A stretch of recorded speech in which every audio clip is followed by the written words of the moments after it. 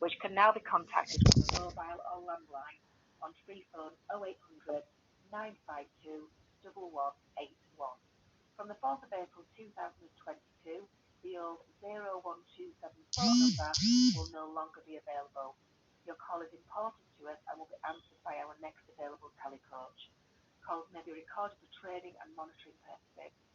If your call is an emergency, you need to call 999, or in the case of a medical emergency, attend your local accident and emergency department.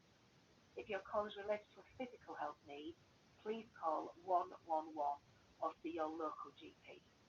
You can access other services for mental health support. Samaritans can be contacted 24 hours a day on 116 123. Guidelines can be contacted between 12 noon and 12 midnight on 0800 1884 884.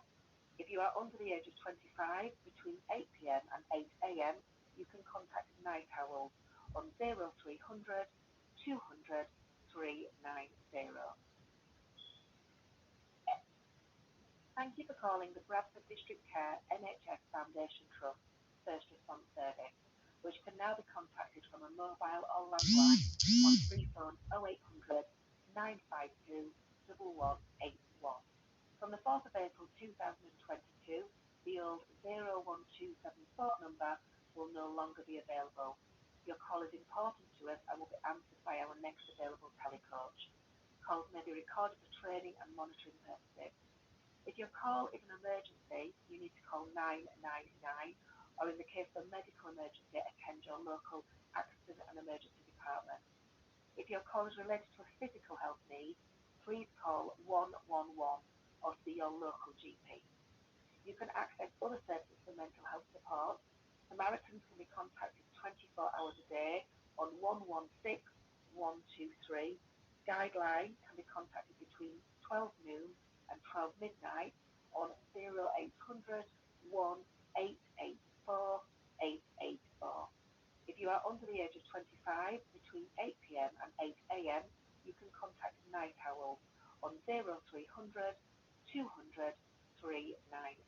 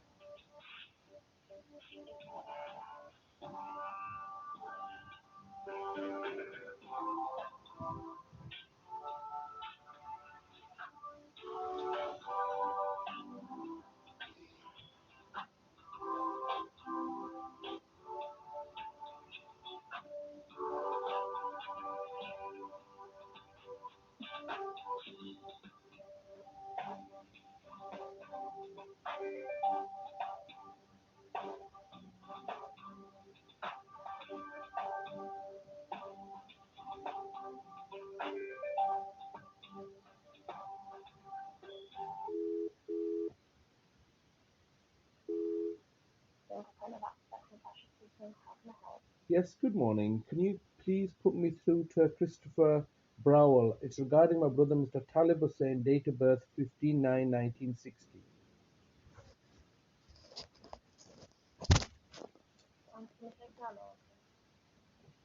Mr. Hussain.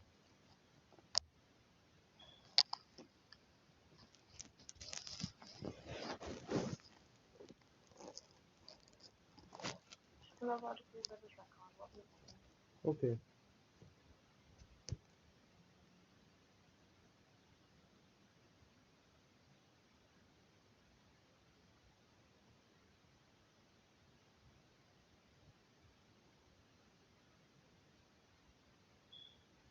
Who is it you said you wanted to speak to? Sorry, Chris.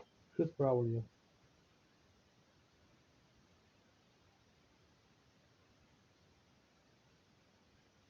Just going to give him a ring.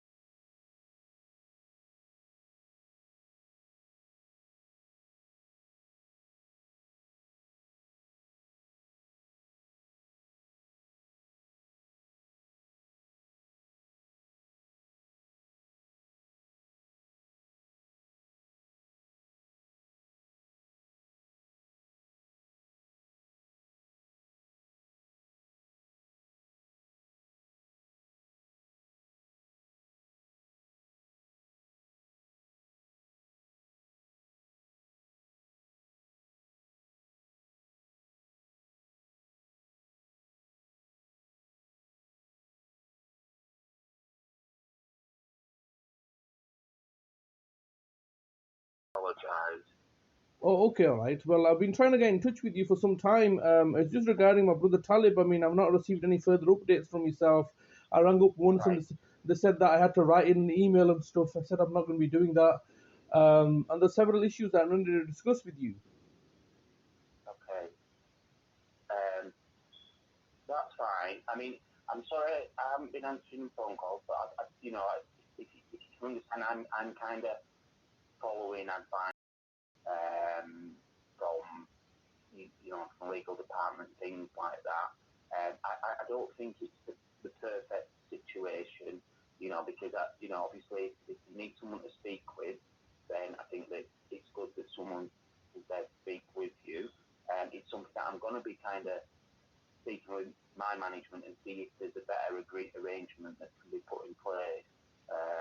So, like I said, I do apologise for not phoning you back, But you couldn't phone me back because of advice from legal. Is that correct? no, because I think there's something called a vexatious policy. So this was in place before I was allocated. So I think this vexatious policy meant that as we were not kind of speak to you on the phone. As far as I'm aware, this vexatious policy, part of it was that you would send emails to the designated inbox. So I've been made aware that vexatious policy is still in place. I see. But I'm also aware that isn't a great arrangement for yourself or for Sally. Thank you for agreeing with me. Now, let me just explain regarding this vexatious policy. I also have a policy, and that is to record calls. Okay? Yeah. I've made the council aware of this. I made them aware initially in September 2018. after my brother had been abducted and taken into Linfield Mount Hospital. I wrote to the council, and it was nothing to do with my brother at the time. It was actually to do with my mother. All right. And obviously, I was raising complaints regarding my mother, and I had made the local authority aware that, look, I'm not going to be covert about it. I'm within my legal right to record conversations I'm involved in. Everybody's making the arguments, oh no, your human rights are being violated because I don't have not sought your permission. And I told the local authority, you're incorrect there. Any citizen, like for example, I can covertly record you without your permission because you're employed. I'm a civilian. I have that freedom. However, the converse is not true because you're working. If you were to record this call covertly, that would be a violation of the Data Protection Act because you need to seek my permission, not my permission, but just make me aware of it. You can't covertly record. I can covertly record, and that's where I think the fine line is between civilian and state, or agents of the state. So I made the local authority aware of this in September 2018 while my brother was incarcerated. And then subsequently, I wrote to them several times saying, look, what are you doing about this? I want you to change the council's constitution as a civil right so anybody can record and not make a big issue out of it.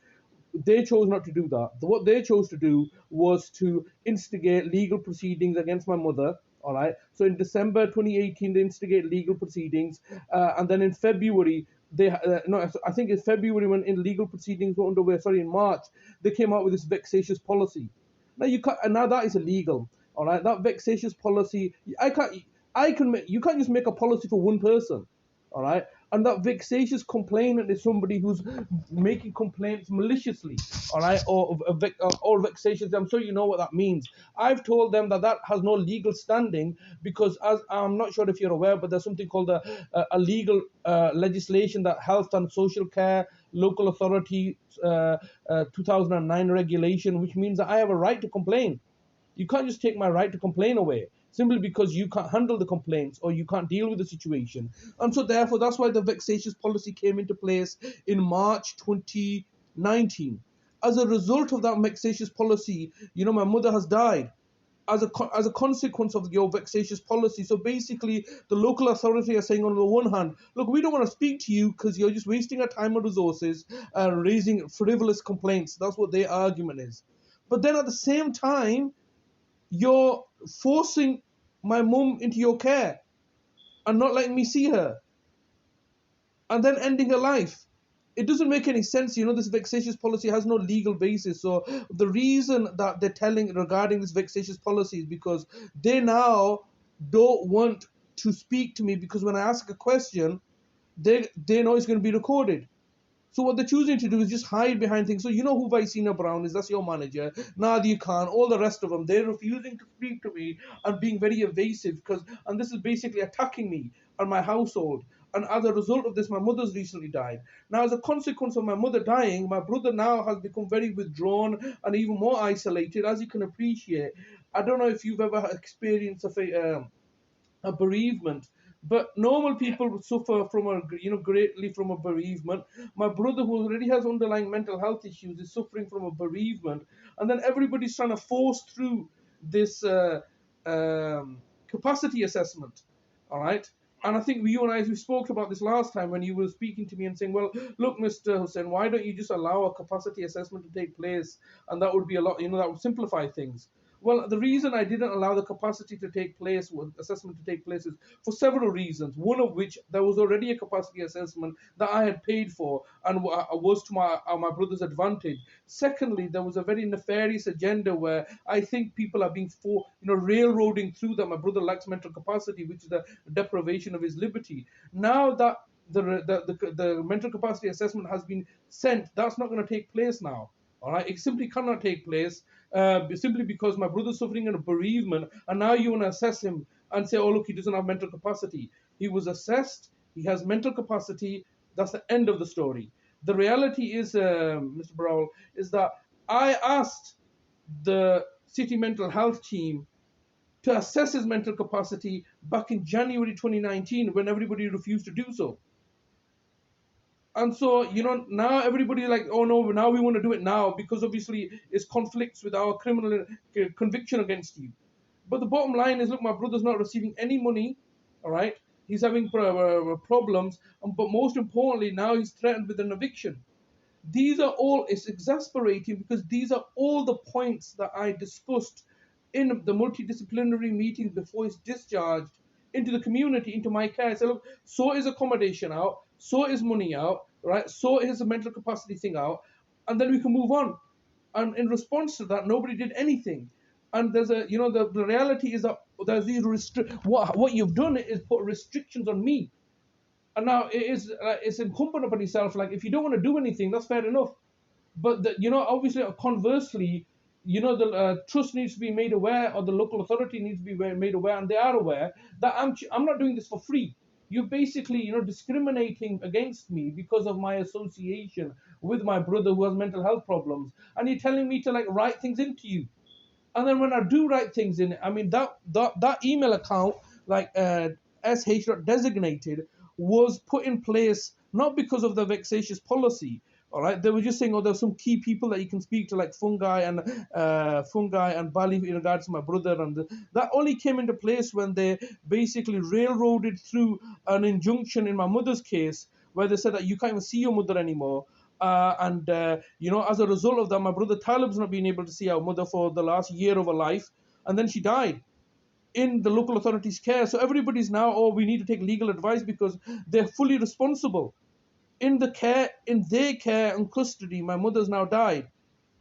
And nobody wants to speak to me, and nobody wants to, everybody's saying, oh, look, send an email. Why? Why do I need to send an email through? I want to speak to somebody. You have a duty of care to my brother. And everybody's just now looking the other way because obviously my mother dying has put a real spanner in the works. Because obviously, I'm now the legal representative of my late mother, which is everybody was trying to kick me out of the city for. Now, the reason that I've been trying to contact you all last week is because there was a court hearing on Monday, and Talib is supposed to be at this court hearing, which is being now instigated by the housing association, no doubt under instruction from Bradford Council, all right, to kick us out of the house. I didn't know about that. Okay. Yeah, I mean, so these are things that you may not personally know about, but I made clear points. I said when my brother was being discharged, I said, look, first of all, let's get his mental capacity so it's established that he does have mental capacity. Dr. Dixon refused to do that.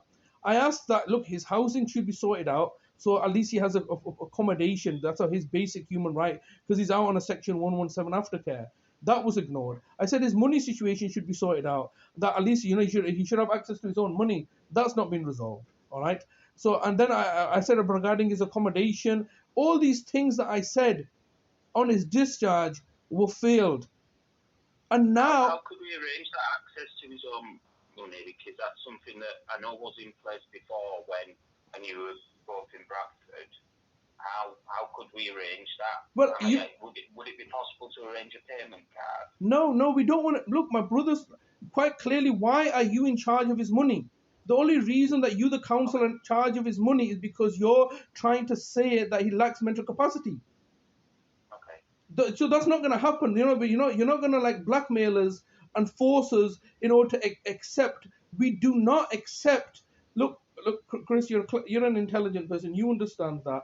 In my mother's case, they had forced and railroaded through that. Oh, she lacks mental capacity. That's not just like just a little thing.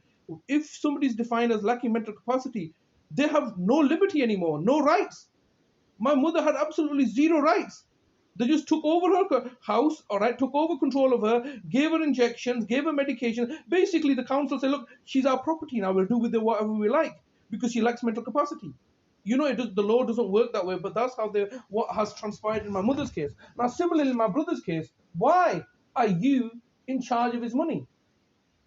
Why, Chris? Why is somebody not in charge of your money? So I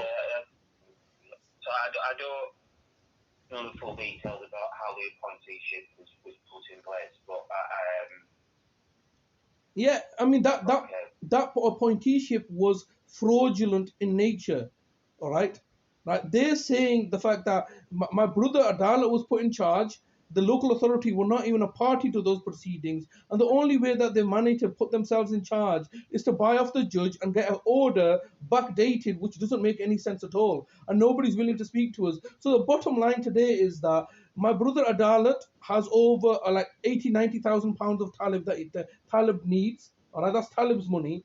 And obviously, you, the local authority, have got his benefit money, and that's been accumulating for several years. And yet, you've convicted me of the very crime that you are committing. All right. So it just doesn't make any sense because you've convicted me. I've not been convicted of robbing a bank or abusing somebody else. You know, you've convicted me of taking money from Taliban and not providing him with services. That's exactly what you're doing. And so it makes absolutely no sense, the criminal conviction, other than the fact that you look to rob from us under some sort of, because to cover up your own failures and some sort of racial discrimination aspect. But the bottom line is that my brother has rights. You can't just intimidate and scare me and buy off the judges and so on and so forth. Now, the bottom line today is that on the one hand, you, the local authority, are saying we've got deputyship rights. We want to keep all his benefit money. We want to get like 80,000-90,000 pounds from Adalat. We want to keep that as well, and we want to basically manage your life, Talib's life, all right, by giving him a card. Why does he need a card for? But but they want to refuse to recognize what my brother is saying. And what my brother is saying is that, look, I want my carer to care for me. And if you convicted me wrongly, that's your problem, not my brother's problem. And so therefore my brother's now in a situation where you've discharged him into the community without security of accommodation. I've been banging on about this from like since his discharge or even before that he needs security of accommodation. Now he's basically going to be evicted. All right, they're saying that he's unlawfully trespassing in a house that he's lived in here since his discharge in 2005. So obviously this is about that court hearing. If you're a threat of homelessness, then I would assume that if you're evicted from that property, then they'll have to find you another property to live in. Why would you? Why not be the case? Well, you shouldn't be made homeless. But why should be evicted from this property? I don't know. I can't. Yeah, no, that's right. But it's not just a case. Oh, we will do something. You're not even giving him his own money. You're committing a crime against him because he's saying, I don't want the money. I want my brother to have the money. How have you convicted me of when he's not? Look, how can I be convicted of a crime against my own brother when my brother's never put a complaint in and you never established that he lacks mental capacity? It doesn't make any sense. You need to make sense of this stuff, all right? And the only way it makes sense is what I'm saying, which is it's fraudulent. You bought off the judges, which you're not just you, Mr. Browall. Everybody saying, no, judges can't be bought off. What? They're not human. They don't get bribed, all right? You bought off not one, numerous judges in order to achieve what you try to achieve.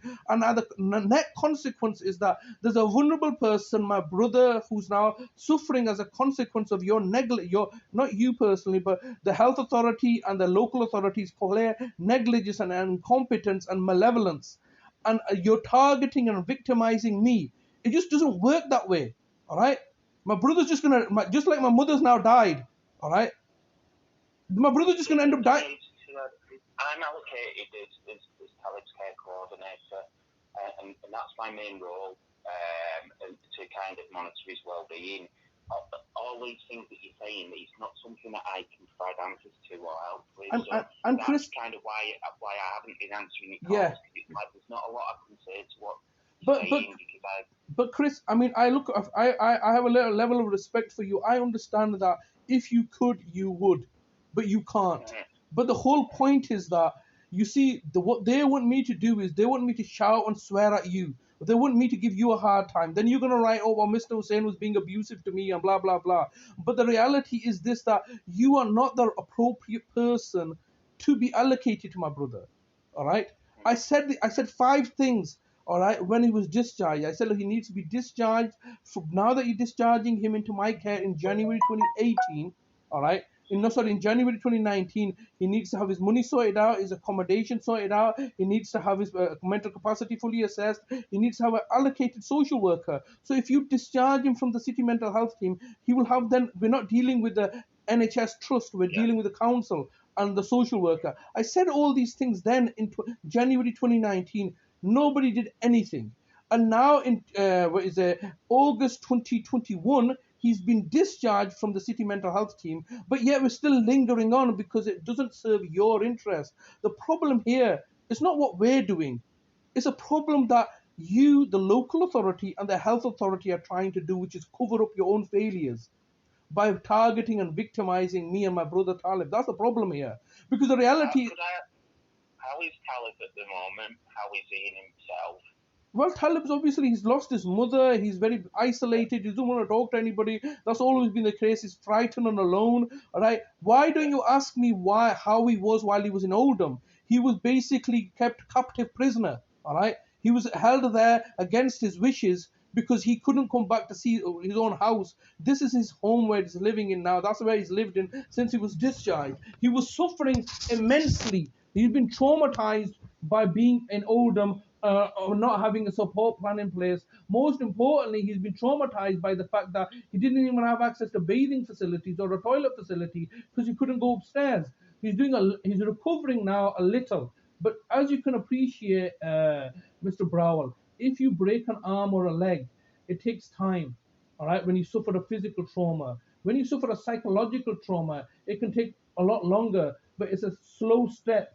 He's just lost his mother. He's not even, he can't speak anymore. He's at times not even speaking to me. He's lost a lot of weight since previously, since he's been in Oldham, and then his mum dying and stuff. So he's in a terrible way. And what are you doing as a local authority to help him? All you're looking to do is monitor him to ensure the fact that let's just wait until a crisis happens and then we'll swoop in as the heroes and say that we're rescuing the day, when it's you yourself that are neglecting him in the community. Now, with regards to his money, the whole problem, as you know, is pivotal regarding his mental capacity. The first thing that you need to do, and not you personally, but you, the health authority and the local authority, need to accept and respect that he's got mental capacity. End of. All right? Once you've established that, then he has rights. Then you must respect his decisions. All right, and quite clearly, you are not, as a council, in a position to be his deputy because you're not giving him any money. He's not received any money since 2017. All right, unfettered access to his own money since this court order was put in place, or since the Adalat chose to steal his bank cards, or even previously to that. So, you're doing some major mistakes here. And as a consequence, I've told you that I'm charging £1 million a week. Now, on the surface of that sounds ridiculous and stupid. But look at what you're doing. You know that you have a legal duty of care to this person, all right? And you're neglecting him and just making excuses and vilifying and, persecuting me. Now, what has happened, Mr. Browall, I need to update you on, and you can update your records on, and tell the city mental health team is that I have now received a full copy of disclosure of his medical records from his GP practice. Okay? And in that medical disclosure, it quite clearly states comments by Dr. Dixon to the GPs that, oh, look, he's a criminal, but basically vilifying me. So on the one hand, how are you supporting my brother by Dr. Dixon telling the GPs, oh, look, his brother's been going to prison for several £1 million. He's, been abusing his brother Talib and so on and so forth. Basically, giving all the negative impressions to them, and so they can't do their job properly. And he's had to leave once the GP practice kicked out of there because then I'm being targeted. So basically, what's been happening is now I have clear evidence, all right, by what Dr. Rashmi Dixon has been saying to me. So when you say, oh, how can we help? You're obviously not looking to help. In essence, what you're looking to do is gather information, find out what kind of state my brother's in and how far we're off from a total crisis situation. So you can then come in and say, look, yeah, we're going to sort everything out now. The bottom line is this, Mr. Browall. The key aspect to this case is and always has been, does my brother have mental capacity? All right, that's always been the case. Yeah. Now, while he was in your custody, namely the city mental health team's custody, from the 3rd of August until the 14th of December 2018, you failed to establish that he lacks mental capacity. He was in your care, You couldn't establish that he lacks mental capacity. Okay. And so therefore, if he does not lack mental capacity, then you can't have no authority over us. And that was a key aspect. So now, in order to establish that my brother lacks mental capacity, the local authority are having to buy off the judges and create fraudulent orders. I've got to go now, because I've got a meeting. I'll add what you said to the notes. Like I said, Yeah. it's not a great situation, this, because I'm allocated as talent care coordinator, but like we spoke about the reputation policy, Yeah. and it's difficult for me to, check in to see how Talib's actually getting on and how he's doing and things, and obviously if I'm not able to talk to you, it's difficult to find out from you how Talib is. Yeah, and so sorry, Chris. Yeah, I'll let you go. But the main thing is that why are you still his care coordinator when he's been discharged from Dr. Dixon? People still do have care coordinators when they aren't allocated a consultant. But no. I do kind of, regarding the arrangement that's in place, you are no better. I'm allocated as care coordinator, but I haven't seen Talib or spoken with him, and it's just these kind of phone calls where you're kind of, you're saying what you're unhappy about, and I can't provide answers to that. You can't provide us with any support. You can look. The local authority knows that legal proceedings have been issued against me and Talib regarding the property. They are, in fact, the local authority are the ones that have instructed the housing association, because the housing association, all they want is money. My brother's entitled to money. We are entitled to live here. All right. You can't force us out of the property. We'll see how they're going to force us out of the property. I'll go to the newspapers. I'll tell everybody, look what they're doing to us. After murdering our mother, they're trying to kick me out of the house and my brother out of the house. And ultimately, how exactly are you? Look, like I said, I'm going to let you go. But when can I speak to you next? Because obviously nothing's getting resolved since we spoke back. Yeah, I mean, I'll try and, like I said, if it was the case of speaking every 2 or 3 weeks or something, but I like I said, that I have to kind of see what the thing is regarding the legislation's policy. I think we need to keep our conversations constructive. I want to provide support to Talib. I'm concerned if him and yourself are maybe going to be at threat of homelessness, and I want to know what kind of support I can provide around that. But at the same time, I told you all you need to do is make a letter of recommendation. All right. Okay. That's all I asked. Say, look, we recommend that because of his disabilities and the house is adapted. That's how we got this house in the first place. It's kind of surprising that the reason that we got this house in the first place was because of Talib. I just used my mum's name because she was on the housing list. All right. This house is suitable for Talib as a consequence of Talib living. Can you just imagine this? He's living at my sister's house. All right. He's got no freedom, and he's sleeping on a sofa. That he's developed bed sores as a result of that. I've recorded all this stuff. So as a consequence of the nefariousness that's taking place, I understand the difficult situation you're in as well, because on the one hand you should be providing us with support, but you can't do that because of all these stumbling blocks. But look, all we're saying, look, I'm telling you, this is the best way forward. Discharge him from the city mental health team. Have him allocated a social worker. All right, then I can speak to the social worker, one person. But you're not. Look, how long have we been? I'll certainly ask if that's a possibility. Yeah, please can you, because the reality is that he doesn't need to be with the NHS. He doesn't need to be with the city mental health team. His mental state, his schizophrenia is managed. All right, so he's not suffering from the schizophrenia. He's now suffering from bereavement.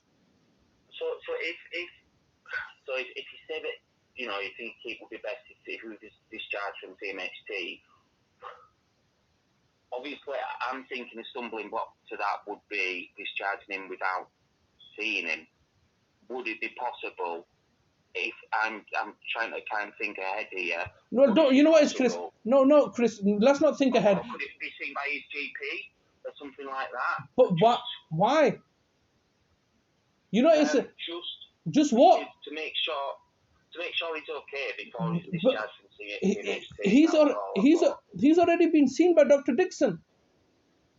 Okay. He's got seen by it's just this fraudulentness. You know what it is? You're acting you personally, but Dr. Dixon. Yeah. Like basically you're trying to basically take custody of him, just like you took custody. My brother's fine. All right.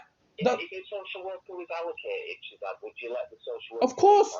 Of course, the social worker would have to see Talib if Talib wants to see him. All right. But that could be arranged over the telephone, like or through a video call or something. Yeah. That's a way forward. But the first thing, before we go any further, you told me about mental capacity assessment. Have you received a copy of that? No, I do really need to go.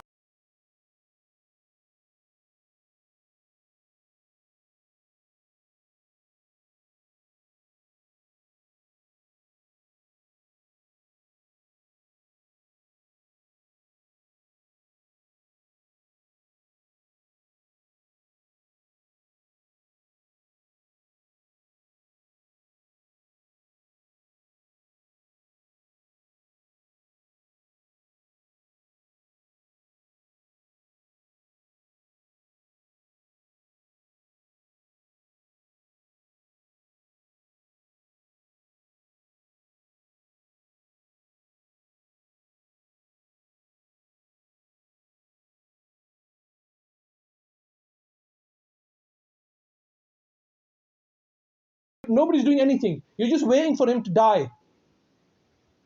You're just waiting for him to die, and then you can say, "Oh look, it's all my fault." This is one of the reasons why it's important for me to record things. These are your failures. He's been out in the community. Sorry, go on. I'd really like to get some resolutions. I really yes. would. Thank you. For everyone involved, I'd like to get some resolutions. Well, I'll leave this with you. I'll speak to you on Monday. Okay, I'll probably have to clear that, but yeah, we might be able to speak on Monday. All right. I look forward to speaking to you on Monday. Okay. Thank you very much. Goodbye. Okay, thanks. Cheers, bye.